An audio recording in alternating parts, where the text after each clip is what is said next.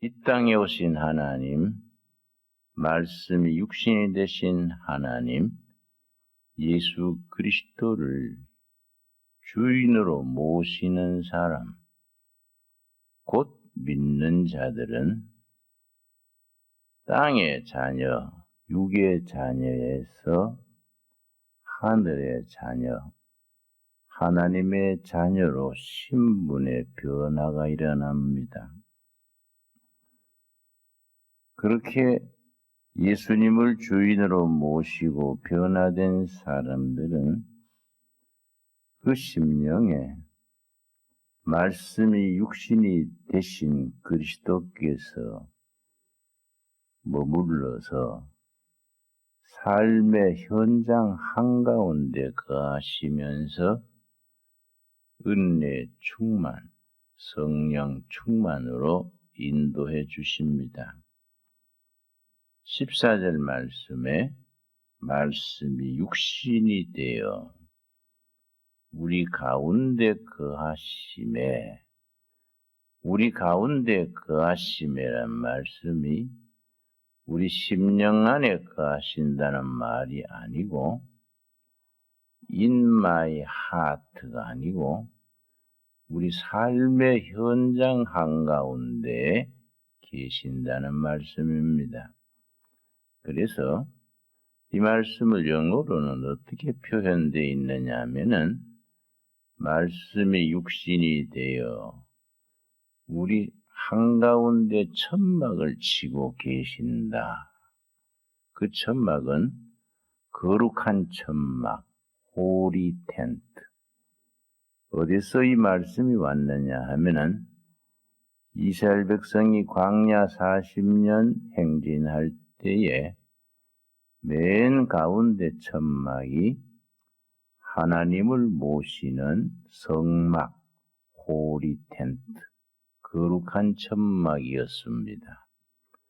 성막을 중심으로 12지파의 각 동서남북 3지파씩 자리를 잡고 저녁에 머물 때에 성막이 먼저 자리 잡으면 전후 좌우로 3지파씩 자리를 잡고 아침에 출발할 때도 뿔나팔 소리가 뚜 하고 울려 퍼지면 그 성막, 거룩한 천막, 호리 텐트가 먼저 출발을 하고 다른 12지파가 움직이기 시작했습니다.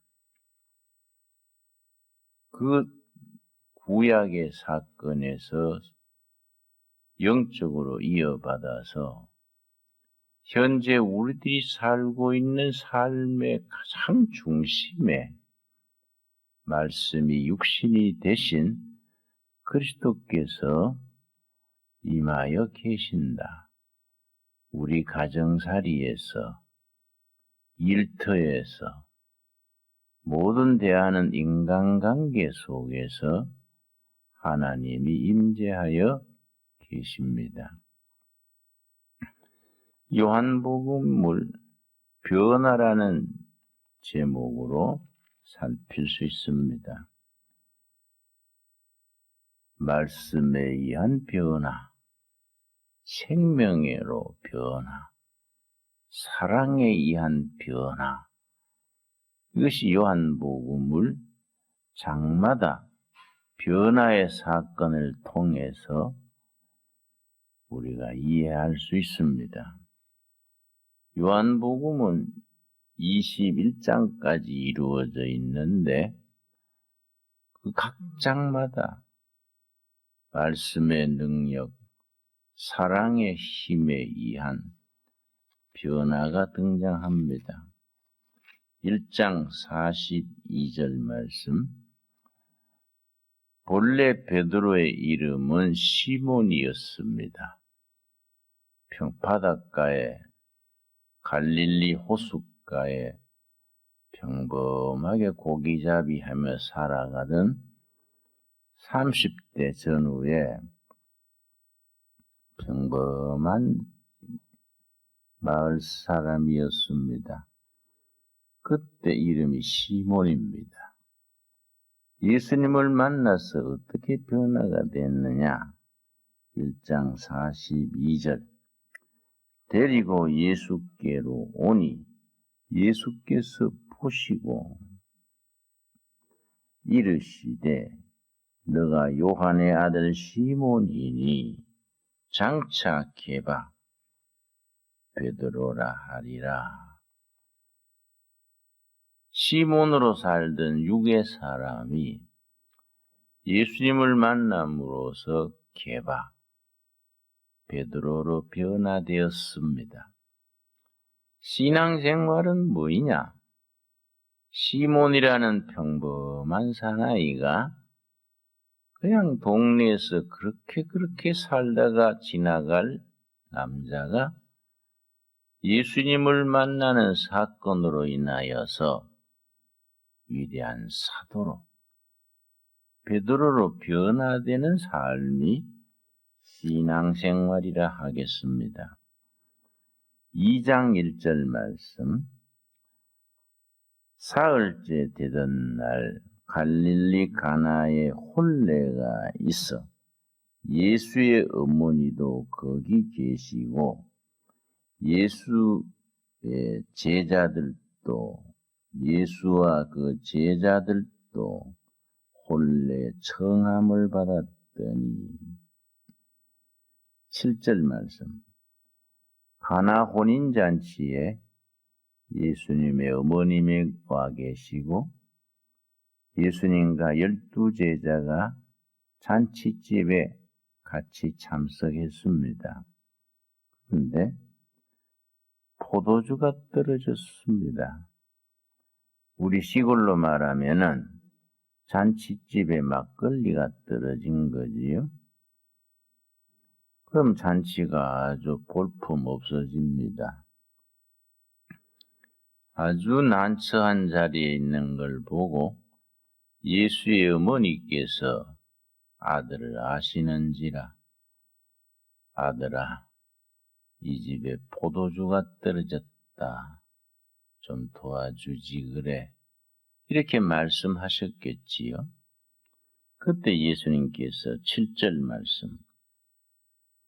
예수께서 그들에게 이르시되 항아리에 물을 채우라 하신즉 아기까지 채우니 이제는 떠서 연회장에게 갖다 주라 하심에 갖다 주었더니 연회장은 물로 된 포도주를 맛보고서도 어디서 났는지 알지 못하되 물도운 하인들은 알더라. 물을 포도주로 변화시키셨습니다. 물은 세월이 가면은 균이 생기고 썩습니다. 포도주는 세월이 갈수록 미생물이 발효를 해서 세월이 갈수록 값지게 됩니다. 예수님을 모시기 전에는 물과 같아서 세월이 가면은 썩어지고 병들어지지만은 예수님을 주인으로 모신 뒤에는 세월이 갈수록 빛이 나고 값이 나는 포도주와 같은 인격으로 삶으로 변화가 되어집니다. 그래서 가나 혼인 잔치에서의 이 기적은 우리 성도들의 삶의 변화를 상징적으로 보여주는 귀한 역사입니다. 요한복음 3장 1절 읽겠습니다. 그런데 바리새인 중에 니고데모라 하는 사람이 있으니 유대인의 지도자라. 그가 밤에 예수께 와서 이르되 랍비여 우리가 당신은 하나님께로부터 오신 선생인 줄 아나이다. 니고데모 산헤드린 정회원은 지금 우리로 말하면 국회의원에 해당합니다. 밤에 예수님을 찾아왔습니다. 아마 낮에는 국회의원이어서 바빠서 그래 했든지 아니면 사람들의 눈을 피해서 그랬든지 밤에 예수님을 찾아와서 랍비요. 랍비는 유대인들의 최고로 높여서 부르는 호칭입니다. 우리말로 하면 사부님 그런 뜻이지요. 큰 스승님, 랍비요. 당신은 하나님으로부터 온 선한 사람인 줄 알겠습니다. 이렇게 대화가 시작됐는데 예수님과 니고데모의 대화가 복음의 본질을 제시해주는 아주 소중한 내용이 담겨 있습니다. 3절 말씀. 예수께서 대답하여 이르시되 진실로 진실로 너게 이르노니 사람이 거듭나지 아니하면 하나님의 나라를 볼 수 없느니라. 인간이 거듭나서 천국의 사람이 되려면은 거듭나야 된다. 다시 태어나야 된다. born again. 중생한다. 거듭난다. 구원받는다. 여러 가지로 표현을 합니다. 우리가 육신으로 태어난 사람은 육의 사람입니다. 다시 성령으로 거듭나서 영의 사람으로 하늘의 사람으로 다시 태어나게 됩니다. 그래서 예수님께서 말씀하시기를 6절입니다. 6절. 6절이 성령에 의한 우리의 신분의 변화, 본질적인 변화를 일러줍니다.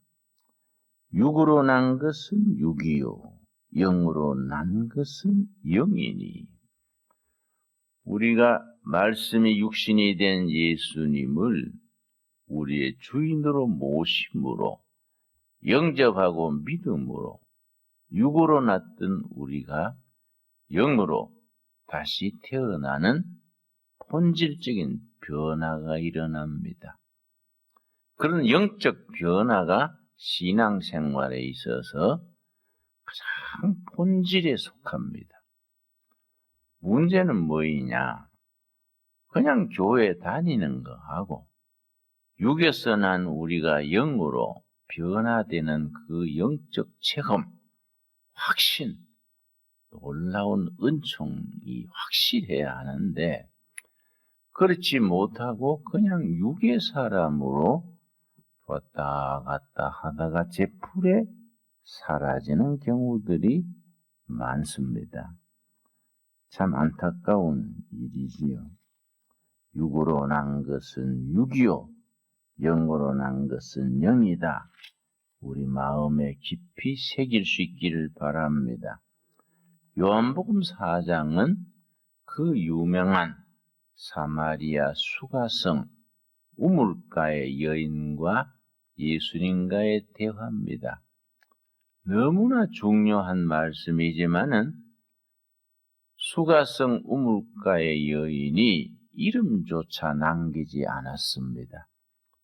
그냥 수가성의 한 여인, 한 많고 사연 많고 곡절 많았던 상처투성이의 여인이 온 동네 사람들로부터 손가락질 받고 아주 기피의 대상이 됐던 여인입니다.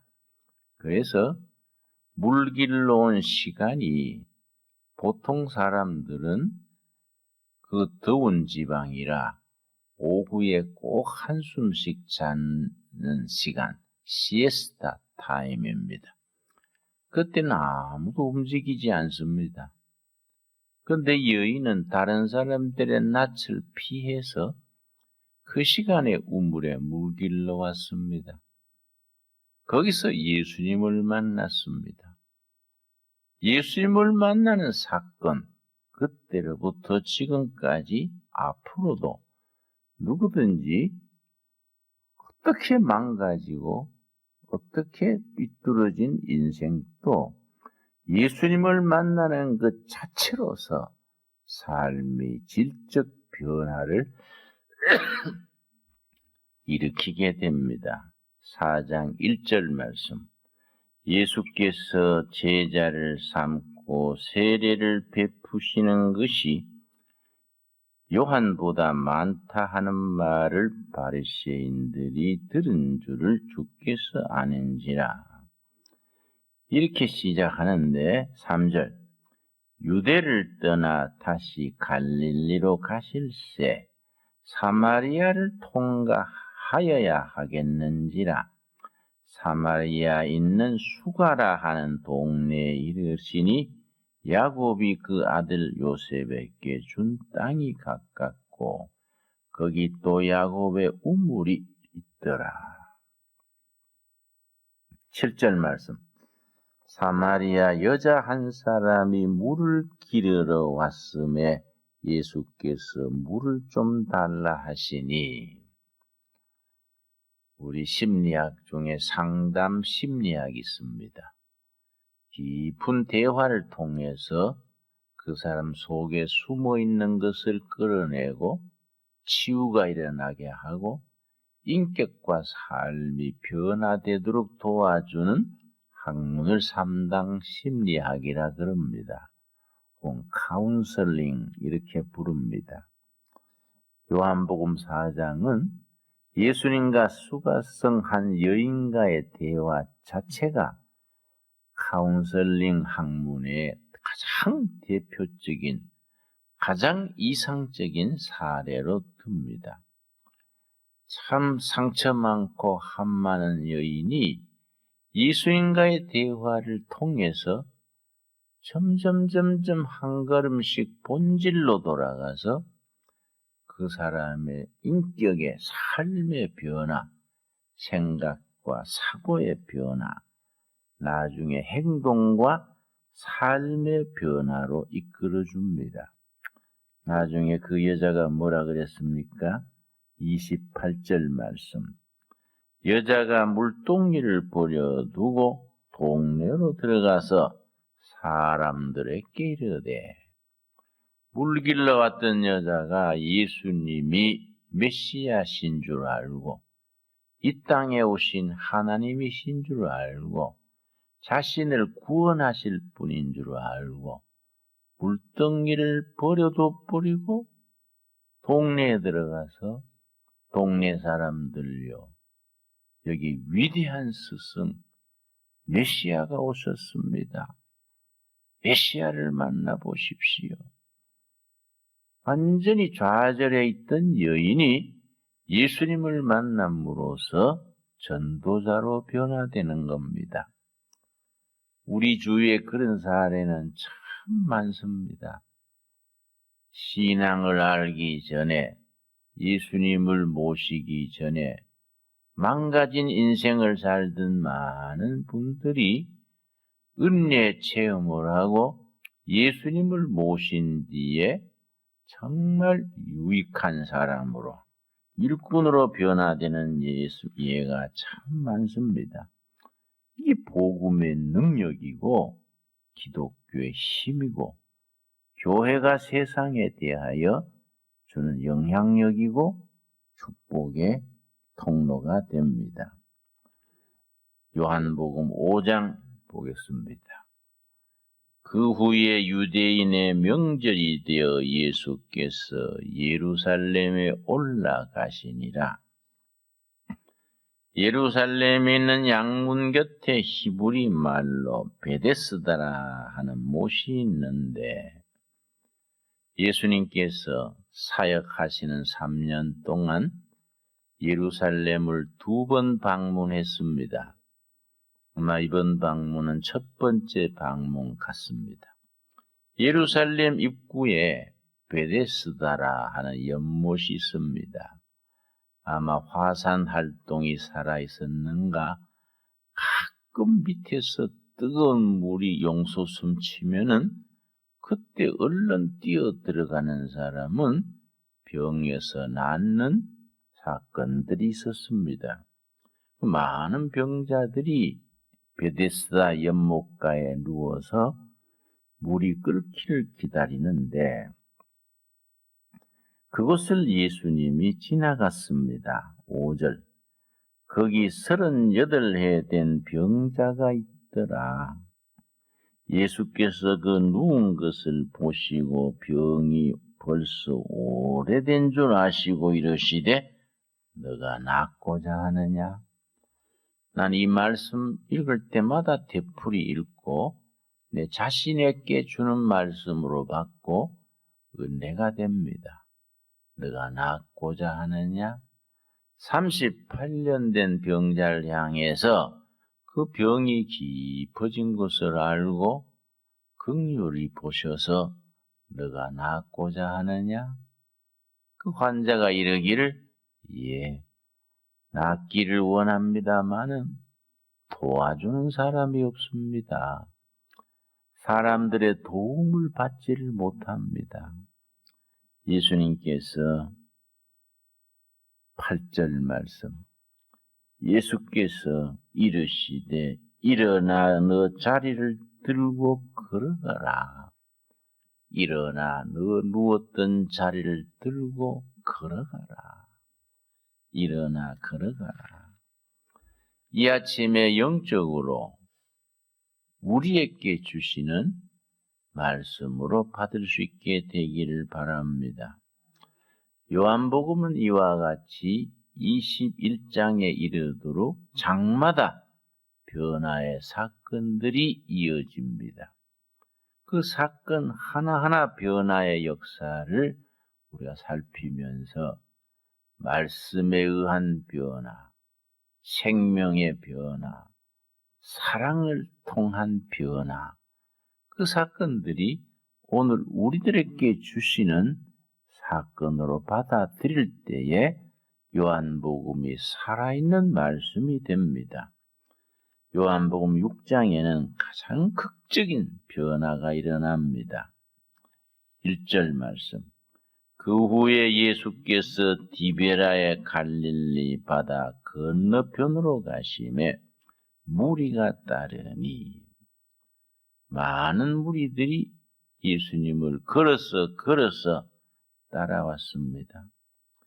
그들이 참 의지할 데 없는 백성, 민초들인 것을 아시고 자비롭게 보셔서 예수님이 말씀하십니다.